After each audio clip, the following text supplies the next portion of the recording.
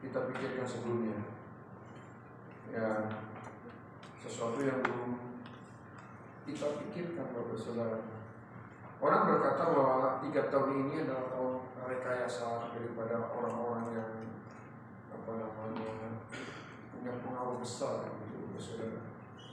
Kalau misalkan dalam skenario konspirasi, Bapak Saudara, bahwa beberapa orang-orang kaya, Bapak Saudara, orang-orang yang menguasai perusahaan global, mereka menghendaki bahwa penduduk bumi ini terlalu padat, Bapak Saudara, sehingga mereka menginginkan paling tidak sepertiganya penduduk bumi ini dihabisi. Ya, ini konspirasi, Bapak Saudara. Kebenarannya kita nggak tahu. Ya, tapi yang jelas bahwa kekuatan-kekuatan global juga sedang bekerja. Bapak Saudara, kita udah mendekati tahun politik, ya Bapak Saudara. Tahun politik ini sesuatunya bisa terjadi juga, Bapak Saudara. Yang nggak nyangka tiba-tiba itu terjadi. Ya, namanya politik, Bapak Saudara, segala sesuatunya itu bisa dikerjakan dengan yang namanya sebuah skenario, gitu, Bapak Saudara. Tetapi kita meyakini ya bahwa skenario apapun yang akan terjadi nantinya di tahun 2023, Tuhan akan menolong. Saya membaca dalam banyak prediksi, Bapak Saudara, khususnya ekonomi dunia akan semakin gelap. Ya, beberapa negara-negara sudah mengalami resesi. Bahkan kalau diprediksikan bisa saja antara Singapura dengan kalau nggak salah Thailand ya yang akan mengalami. Pertanyaannya, Indonesia kira-kira bisa nggak? Ya, bergantung dari pengelolaan. Ya, tapi saya juga membaca dalam berita ekonomi yang lain bahwa kalau misalkan sekarang ini, Bapak Saudara, ekonomi kita masih baik-baik saja. Ya, walaupun memang terimbas dari berbagai dampak yang ada di muka bumi. Bahkan Bank Dunia masih memuji kinerja ekonomi Indonesia. Tapi kan Bapak Saudara, segalanya itu tergantung juga dari skenario global. Ya, mari kita lihat ya Bapak Saudara, satu ayat di dalam Kejadian pasal 50 ayat yang ke-20, Bapak Saudara. Ini perkataan Yusuf ya di bagian yang terakhir. Mari kita baca bersama-sama, 1, 2, 3. Memang kamu telah mereka-rekakan yang jahat terhadap aku, tetapi Allah telah mereka-rekakannya untuk kebaikan, dengan maksud melakukan seperti yang telah terjadi sekarang ini, yakni memelihara hidup suatu bangsa yang besar. Jadi Bapak Saudara, skenario kejahatan itu terjadi kapan saja. Bahkan Yusuf pernah mengalami sebuah skenario jahat. Dari siapa, Bapak Saudara? Dari siapa? Bukan dari orang lain. Ini saudara-saudara, Bapak Saudara. Jadi bukan dari orang yang tidak dikenal, bukan dari kaum yang berbeda. Ya, kalau misalkan kita minoritas mengalami hal yang skenario jahat dari kaum mayoritas itu, Bapak Saudara, di mana saja juga sama. Mau agama apa saja, Bapak Saudara, yang namanya minoritas di suatu bangsa pasti akan mengalami banyak penindasan. Ya, Bapak Saudara. Tetapi Bapak Saudara, di sini dikatakan, memang kamu telah mereka-rekakan yang jahat terhadap aku. Jadi Bapak Saudara, reka-rekaan yang jahat itu sudah terjadi di masa lampau. Yaitu siapa, Bapak Saudara? Yusuf. Yusuf diskenariokan oleh saudara-saudaranya ya dengan ini kira-kira rencana sembarangan atau sudah sistematis, Bapak Saudara? Sistematis, Bapak Saudara. Saya akan tunjukkan bahwa rencana ini, Bapak Saudara, sistematis. Saya akan tunjukkan di Kejadian, Bapak Saudara. Nanti saya akan tunjukkan dari pasal 37. Tapi saya akan lompat dulu. Ya.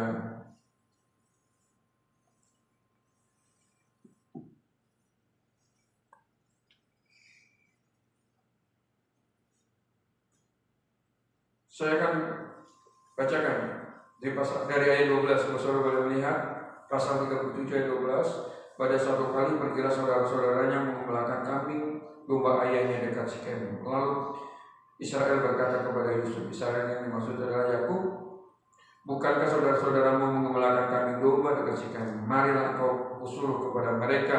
Sahut Yusuf, ya Bapa. Kata Israel kepadanya, pergilah engkau melihat apakah baik keadaan saudara-saudaramu dengan keadaan kambing domba, dan bawalah kabar tentang itu kepadaku. Lalu Yakub menyuruh dia dari lembah Sikhem, dan Yusuf pun sampailah ke Sikhem. Ketika Yusuf berjalan ke sana kemari di padang, bertemulah ia dengan seorang laki-laki yang bertanya kepadanya, apakah yang kau cari? Sahutnya, aku mencari saudara-saudaraku. Saya sampai di situ aja. Jadi dari bagian ini Yusuf adalah seorang anak yang taat kepada orang tuanya. Betul kan saudara? Dia taat. Disuruh pergi ke padang gurun untuk melihat saudara-saudaranya, dia tetap melakukannya. Kemudian ayat yang 18, dari jauh ia telah melihat kepada mereka, tetapi sebelum ia dekat kepada mereka, perhatikan saudara ayat 18, perhatikan, kita baca yuk 1, 2, 3. Dari jauh ia telah melihat kepada mereka, tetapi sebelum ia mendekat kepada mereka, mereka telah apa saudara? 1, 2, 3, mereka telah. Kata bermufakat itu berarti kira-kira sudah dipersiapkan atau belum saudara? Sudah. Jadi kalau misalkan dalam ranah pidana itu sudah terencana, tersistem, terstruktur. Jadi sudah dirancangkan sedemikian rupa bahwa Yusuf akan, di sini ayat selanjutnya, mencari daya upaya untuk membunuhnya. Jadi Bapak Saudara, kalau ngomongin seseorang memperlakukan Bapak Saudara sesuatu yang jahat, itu di Alkitab sudah ada Bapak Saudara. Dengan permufakatan. Kalau kata bermufakat, kalau menurut saya kan ini bukan dilakukan oleh 1-2 orang. Pasti kata bermufakat, ya kalau kita bahasa dulu kita sekolah di PKN itu, PPKN itu dilakukan oleh satu golongan, satu komunitas. Perhatikan selanjutnya Bapak Saudara. Sekarang marilah kita bunuh dia dan kita lemparkan ke dalam salah satu sumur ini. Ayat 20. Ya, sekarang marilah kita bunuh dia dan kita lemparkan ke dalam salah satu sumur ini. Lalu kita katakan, seekor binatang buas telah menerkamnya, dan kita akan melihat nantinya bagaimana jadinya mimpinya itu. Ketika Ruben mendengar hal itu, ia ingin melepaskan Yusuf dari tangan mereka. Sebab itu katanya, janganlah kita bunuh dia. Lagi kata Ruben kepada mereka, janganlah tumpahkan darah, lemparkan aja ke dalam sumur yang ada di padang gurun ini, tetapi jangan apa-apakan dia. Maksudnya hendak melepaskan Yusuf dari tangan mereka dan membawa kembali kepada ayahnya. Jadi Bapak Saudara, ada pro kontra ya dalam permufakatan itu. Ruben yang tidak setuju dengan cara saudaranya. Jadi Bapak Saudara, kemudian ya kita perhatikan di ayat selanjutnya lah. Ya kita lompat aja Bu Saudara. Ayat 31. Ayat 31. Kemudian mereka mengambil jubah Yusuf dan menyembelih seekor kambing, lalu mencelupkan jubah itu ke dalam darahnya. Terus kemudian selanjutnya jubah Mahidah itu pun mereka suruh antarkan kepada ayah mereka dengan pesan, ini kami dapati, silakan Bapak periksa apakah jubah ini milik anak Bapak atau tidak. Ayat yang ke-33, ketika Yakub memeriksa jubah itu, dia berkata, ini juga anakku, binatang buas telah memakannya, tentulah Yusuf telah diterkam. Perhatikan, permufakatan jahat itu Bapak Saudara dilakukan oleh saudara-saudaranya. Permufakat jahat kepada siapa Bapak Saudara? Yang pertama kepada Yusuf. Yang kedua kepada siapa Bapak Saudara? Kepada ayahnya sendiri, kepada saudara kandungnya sendiri, bahkan kepada orang yang telah melahirkan, demi sebuah ambisi, demi sebuah Bapak Saudara tujuan mereka melakukan sebuah permufakatan jahat. Jadi Bapak Saudara jangan heran ya, saya nggak tahu tahun 2023 apa yang akan terjadi. Tetapi kalau mungkin Bapak Saudara dunia ini, keadaan dan lain sebagainya Mereka ada sekelompok orang-orang yang bermufakat jahat terhadap perekonomian dunia, terhadap gereja Tuhan, terhadap orang percaya. Itu hal yang sudah biasa. Apalagi ini misalkan hal yang jauh. Ini saudara kandungnya sendiri, kemudian saudara kandung udah bapak saudara didesain sedemikian rupa, juga di sini orang tuanya, ayah dan ibunya dipermufakatkan jahat oleh mereka. Jadi bapak saudara berbeda tadi kalau dengan Yusuf, Yusuf patuh kepada ayahnya. Padahal bapak saudara perhatikan, Yusuf ketika mengunjungi saudaranya, bapak saudara, adakah terbersit untuk melakukan hal yang tidak baik terhadap saudaranya? Enggak ada. Dia patuh satu komando dari ayahnya. Dia suruh pergi kemana saudara-saudaranya pergi. Tetapi buat saudara, niat tujuan yang baiknya daripada Yusuf di ujungnya justru sebuah petaka. Masih berlanjut buat saudara. Pasal 30. Terus kemudian ayat selanjutnya Bapak Saudara kita 39 Bapak Saudara, 39. Ayat 1 dari ayat 1. 39 ayat 1. 39 ayat 1. Adapun Yusuf telah dibawa ke Mesir dan Potifar seorang Mesir pegawai istana Firaun, kepala pengawal raja, membeli dia dari tangan orang Ismail yang telah membawa dia ke situ. Lanjut ayat 2. Tetapi Tuhan menyertai Yusuf sehingga ia menjadi seorang yang selalu berhasil dalam pekerjaannya. Maka tinggallah ia di rumah tuannya orang Mesir itu. Perhatikan Bapak Saudara, di tengah skenario jahat daripada saudara-saudaranya, Bapak Saudara, mungkin ada keluhan, mungkin ada penderitaan. Yusuf masuk dalam skenario jahat dari saudara-saudaranya. Tetapi Bapak Saudara, sejahat apapun rencana daripada manusia, Tuhan tetap mengerjakan sebuah penyertaan. Di sini diperhatikan bahwa di rumah tuannya, Bapak Saudara, di tengah penderitaannya, di tengah kepedihannya, Alkitab mencatat di sini Tuhan menyertai Yusuf. Jadi Bapak Saudara, kalau ada niat jahat dari orang membawakan kita kepada sebuah skenario yang buruk, mereka bermufakat. Perhatikan di sini dikatakan Tuhan tetap menyertai. Hanya kadang-kala mindset kita, pikiran kita yang terlalu Bapak Saudara mungkin merasa kita ini mengibah, mengasihani diri sendiri, sehingga ketika kita terbentur dalam kepedihan, kita mulai mencurigai Tuhan. Padahal di sini di tengah kepedihan Tuhan berkata Tuhan menyertai Yusuf sehingga ia menjadi seorang yang selalu berhasil. Kepedihan Yusuf, Bapak Saudara, oleh saudara-saudaranya, perhatikan Bapak Saudara, dibalut oleh Tuhan, dibalut oleh Tuhan untuk memperoleh sebuah keberhasilan. Skenario jahat tangan manusia mulai terus bekerja dalam diri kita, mereka merancangkan. Tetapi Tuhan juga punya, tangan Tuhan yang kuat itu punya skenario yang lebih besar, membuat Yusuf berhasil. Ayat 3 selanjutnya. Ayat 3. Setelah dilihatnya bahwa Yusuf disertai Tuhan dan bahwa Tuhan membuat berhasil segala sesuatu yang dikerjakannya. Perhatikan Bapak Saudara ayat 4. Maka Yusuf mendapat kasih tuannya dan dia boleh melayani dia. Kepada Yusuf diberikannya kuasa atas rumahnya dan segala miliknya diserahkannya ada dalam kuasa Yusuf. Jadi Bapak Saudara, tanggung jawab penyertaan pembelaan Tuhan itu tetap terus melimpah kalau kita mengikuti alurnya Tuhan. Kepedihan mungkin orang memperlakukan terhadap kita, tetapi balutan tangan Tuhan di tengah kepedihan tetap terus Tuhan kerjakan. Ayat yang kelima. Sejak ia memberikan kuasa dalam rumahnya dan atas segala miliknya kepada Yusuf, Tuhan berkata, sehingga berkat Tuhan ada atas segala miliknya, baik yang di rumah maupun yang ada di ladangnya. Kita lanjutkan saja Bapak Saudara. Ayat yang ke-7 dari adapun. Ayat yang ke-7. Ini kan nanti Bapak Saudara ayat ke-7 bawahnya lagi.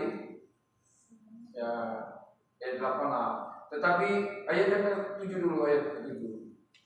Ayat yang ke-7, selang beberapa waktu istri tuannya memandang Yusuf dengan berdai, lalu katanya, marilah tidur dengan aku. Ayat selanjutnya, tetapi Yusuf menolak dan berkata kepada istri tuannya itu, dengan bantuanku tuanku, aku tidak lagi mengatur apa yang ada di rumah ini, dan dia telah menyalahkan segala miliknya pada kekuasaanku. Ayat 9, bahkan di rumah ini ia tidak lebih besar kuasanya daripadaku, dan tiada yang tidak diserahkan kepadaku selain daripada engkau. Sebab engkau istrinya, bagaimanakah mungkin aku melakukan kejahatan yang besar ini dan berbuat dosa terhadap Allah. Ayat yang ke-10, walaupun dari hari ke hari perempuan itu membujuk Yusuf tidak mendengarkan bujukannya itu untuk tidur di sisinya, dan dia bersekutu dengan dia. Ayat 11, pada suatu hari masuklah Yusuf ke dalam rumah untuk melakukan pekerjaannya, sedang dari sisi rumah itu seorang pun tidak ada di rumahnya. Kira-kira kalau ayat ini diskenariokan nggak oleh istri Potifar, saudara? Ya, ini mungkin juga permufakatan jahat dari istri Potifar terhadap Yusuf. Nggak mungkin istrinya rumah sebesar itu, saudara, tiba-tiba nggak ada orang.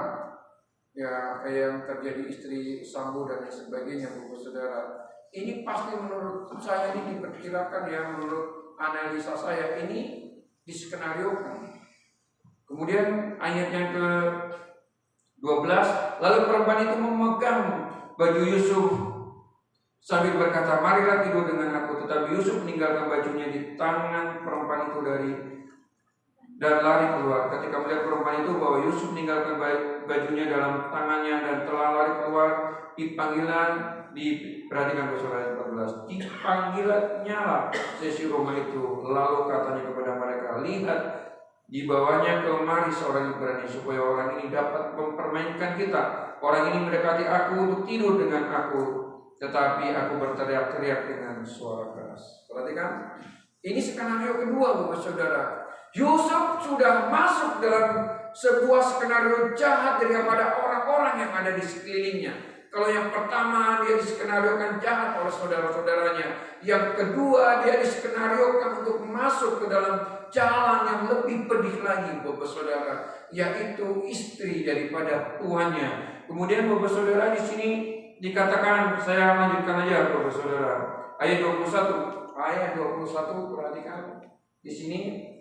Tetapi Tuhan menyertai Yusuf dan melimpahkan kasih setianya kepadanya dan membuat Yusuf kesayangan bagi kepala penjara itu. Perhatikan Bapak Saudara, itu terulang lagi. Orang merencanakan, kalau yang tadi merencanakan kejahatan Yusuf dari saudara-saudaranya, Alkitab mencatat Allah menyertai Yusuf. Ketika istri Potifar merencanakan dan merancangkan, bahkan melakukan niat jahat yang diskenariokan, Bapak Saudara, di sana dikatakan ayat 21, Tuhan menyertai Yusuf sehingga ia dikasih oleh kepala penjara. Saya ingin berkata, Bapak Saudara, orang mungkin kalau engkau sungguh setia dan taat, orang menskenariokan segala kerugian, Bapak Saudara, merancangkan segala keburukan dalam diri kita. Tetapi ketika kita, Bapak Saudara, sungguh-sungguh mencari Tuhan, maka yang ada justru sebaliknya. Bukan kebinasaan, bukan malapetaka, tetapi Bapak Saudara, ada di baliknya penghiburan. Saya sangat meyakini, Bapak Saudara, kalau engkau taat kepada Tuhan, orang mungkin menyayat perasaanmu, menyayat hatimu, menyayat segala sesuatunya, mungkin bisa saja menyayat pekerjaanmu, menyayat usahamu, menyayat semua kehidupanmu. Tapi ketika engkau tidak menjadi kecewa dan engkau tetap mencari Tuhan, Ia akan datang mengubah hidupmu. Dia akan membalut. Orang akan begitu, ya Bapak Saudara, berusaha. Ya, orang berkatakan kalau misalkan disayat itu yang paling sakit pakai apa, Saudara? Pakai kata? Tidak. Kalau dalam sebuah majas lagu pakai apa? Sembilu. Sembilu tahu nggak, Saudara? Ya, kalau misalkan kita dipotong tali pusatnya ini pakai medis, kita udah dikasih ini kan, ya misalkan dulu nih, bukan ngomongin ini nih, dulu misalkan waktu di kampung kami, saya nih sunatnya pakai mantri, Bapak Saudara. Kalau pakai mantri itu udah pakai medis, Bapak Saudara. Sudah dikasih dikasih bius. Tapi kata kalau misalkan yang dukun kampung tuh dukun itu nggak tahu gimana caranya. Tapi yang jelas dia nggak pakai bius kayak gitu. Dan itu pasti akan lebih pedih dan lebih perih. Nah, orang berusaha menyayat dengan semilu hidup kita, pekerjaan, karir dan lain sebagainya. Nggak apa-apa, mereka merancangkan. Tetapi di sini dikatakan bahwa orang yang mencari Tuhan, Alkitab bisa dikatakan Tuhan menyertai Yusuf. Saya percaya skenario orang beribu cara untuk mencelakakan dan melukai kita, tetapi juga 1001 cara Tuhan juga menolong kita. Nah, pertanyaannya kayak gini, Bapak Saudara. Tadi kan kembali ke Kejadian pasal yang 50 ayat yang 20. Kejadian 50 ayat yang 20. Memang kamu telah mereka-rekakan yang jahat terhadap aku. Jadi saudara-saudaranya itu mereka-rekakan yang jahat terhadap aku. Nah, pertanyaannya Bapak Saudara, ketika misalkan orang sedang mereka-rekakan yang jahat terhadap kita, langkah apa yang harus kita lakukan?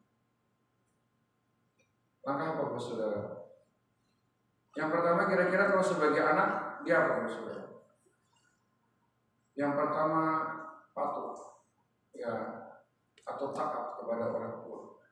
Kita di sini, ya, Bapak Saudara, nanti tahun 2023 nggak tahu gejolak apa juga nanti yang akan terjadi dengan orang tua kita. Yang jelas gejolak apapun kita dengan orang tua, kalau kita ini adalah anak, engkau taat dan tunduk terhadap orang tua. Walaupun mungkin ada bagian-bagian tertentu yang memang tidak engkau suka, tetapi penundukan diri harus lebih utama. Sekalipun orang di seberang sana merancangkan yang buruk terhadap kita, tetapi saya berharap engkau harus tunduk dengan orang tua. Mengapa? Karena orang tua adalah wakilnya Tuhan. Jangan sampai kekristenanmu kemudian tercabik karena ketidaktaatanmu terhadap orang tua. Orang di luar sana, Bapak Saudara, melihat bagaimana engkau bersikap terhadap orang tuamu. Orang di luar sana tidak melihat bagaimana penyembahanmu, bagaimana rohanimu, tetapi mereka yang di luar sana, bagaimana kita memperlakukan orang tua. Itulah adalah, Bapak Saudara, bukti sebuah suatu keimanan seseorang kepada Tuhan. Jadi, Bapak Saudara, yang pertama, ya, taat kepada orang tua. Memang kadang-kadang, ya, Bapak Saudara, Yusuf ini kan taat kepada orang tua, Bapak Saudara, betul kan, Bapak Saudara? Tetapi di bagian yang lain rencanakan. Bahkan Bapak Saudara, saudara-saudaranya merencanakan yang seperti itu. Tapi saya berharap kita yang semuanya kan ini masih rata-rata masih punya orang tua kan, Bapak Saudara, tunduk dan taat sama orang tua. Ya, nggak tahu goncangan apa. Ya, kadang-kadang memang orang tua ketika masuk dalam fase umur yang 60-an ke sana atau 65 ke sana, kadang-kadang fasenya kan udah berubah. Ya, taat ya. Siapa tahu nanti kita jadi orang tua jauh lebih bawel, lebih cerewet daripada orang tua kita. Layani orang tuamu seperti kau melayani itu. Kemudian yang kedua, saudara yang praktekkan dalam bagian ini adalah Yusuf. Yusuf itu taat kepada Tuhan. Mari kita katakan taat kepada Tuhan. 1, 2, 3. Taat. 1, 2, 3. Kadang-kadang sebuah ketaatan tidak membawa engkau pertama kalinya ke istana. Saya ulangi, terkadang ketaatanmu untuk suatu masa tidak membawa ke istana, tapi justru membawamu ke penjara. Betul kan, Bapak Saudara? Langkah awal Tuhan membawa Yusuf, dia tidak membawa Yusuf ke istana, tapi justru membawa ke penjara. Tetapi saya ingin berkata, kalau Tuhan izinkan engkau masuk dalam penjara, itu adalah langkah persiapan untuk engkau masuk istana. Saya ulangi, kalau engkau masuk istana dulu dan engkau tidak belajar dari kehidupanmu, engkau akan masuk dalam penjara. Saya mengerti Bapak Saudara, kalau kita tidak mempersiapkan diri secara karakter, kapasitas, Tuhan angkat engkau kepada sebuah kemegahan namanya istana. Tetapi karaktermu kerdil, karaktermu mentah, engkau akan jatuh ke dalam penjara. Tapi ketika engkau mungkin Tuhan bawa ke dalam kesukaran, supaya apa? Supaya engkau lebih mengandalkan Tuhan, supaya engkau lebih setia, supaya engkau konsisten, supaya engkau Bapak Saudara punya komitmen. Akhirnya dari penjara engkau dibawa oleh Tuhan ke istana. Ketika engkau ada di istana Bapak Saudara, nanti di istana Bapak Saudara, kita akan punya kemampuan namanya manajerial. Jadi manajerial Bapak Saudara, manage. Ketika Yusuf ada di istana kan Bapak Saudara, Tuhan menyatakan kepada Mesir bahwa akan ada 7 tahun kelimpahan, ada 7 tahun Bapak Saudara masa kekeringan. Yusuf karena dia udah belajar tentang ilmu istana di penjara Bapak Saudara, dia ketika ada di istana, dia menjadi orang yang cakap memanage, mengatur manajerialnya bagus. Saya berpesan kepada Bapak Saudara, hari ini mungkin Tuhan sedang membawa engkau ke bagian-bagian yang memang berliku dan tidak engkau sukai. Tetapi ketika Tuhan membawamu di tahun 2023 dengan segala kelimpahan keberkatan, jadilah seorang manajerial yang bagus, yang mampu memanage. Kalau Tuhan kasih berkat terhadapmu, manage berkatmu baik-baik, diatur sedemikian rupa, mana untuk Tuhan, mana untuk pemerintah, mana untuk pribadi.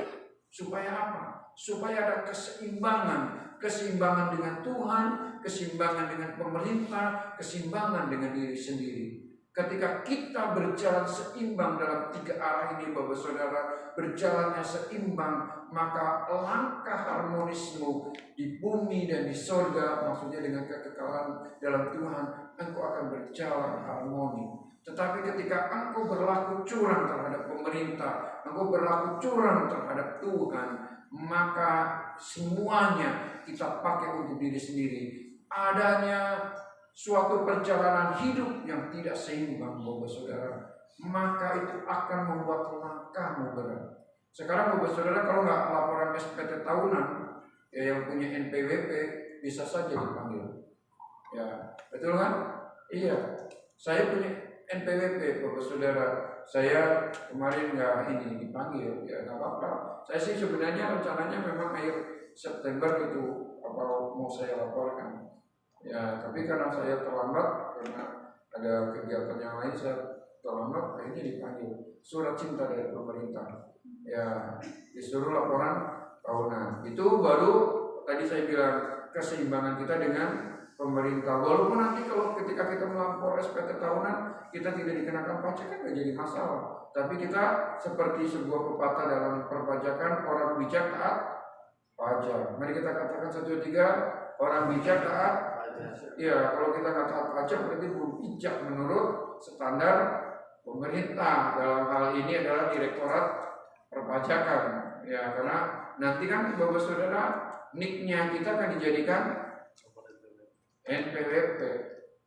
Ya, dana semuanya akan ditelusuri. Bapak Saudara, ada satu kasus di Singapura, hamba Tuhan Bapak Saudara. Nah, keseimbangan dengan pemerintah tidak berjalan harmonis. Kalau di negara-negara yang tertata perpajakan, dia akan ditelusuri dana ini dari mana, kok bisa bangun, betul kan Pak Chandra ya? Ada satu hamba Tuhan di Singapura masuk penjara. Kenapa? Karena ternyata di audit nggak ini. Nah, jadi mari Bapak Saudara berjalanlah dalam keseimbangan. Supaya apa? Supaya Tuhan menolong. Kita enak dengan pemerintah, kita bisa enak dengan diri sendiri, ya apa yang menjadi kebutuhan kita bisa terpenuhi dan juga pemerintah. Saya berharap bahwa bagian ini tidak tahu apa yang akan terjadi. Dunia mungkin akan mereka-rekakan sesuatu yang jahat, bukan hanya untuk diri kita, untuk global, saudara. Tetapi saya percaya orang-orang yang bernaung, orang yang berlindung kepada Tuhan, maka Tuhan yang akan menolong. Mari kita katakan konsistensi. 1, 2, 3. Konsistensi itu harus dipertahankan. Yang kedua adalah komitmen. 1, 2, 3. Komitmen. Mau di penjara, Tuhan tetap menyertai. Saya berharap setelah Bapak Saudara masuk dalam fase yang tidak enak adalah penjara, Tuhan akan membawa kemana Saudara? Ke istana. Saya nggak tahu istananya kita mungkin akan berbeda-beda sesuai dengan penjara yang akan kita hadapi.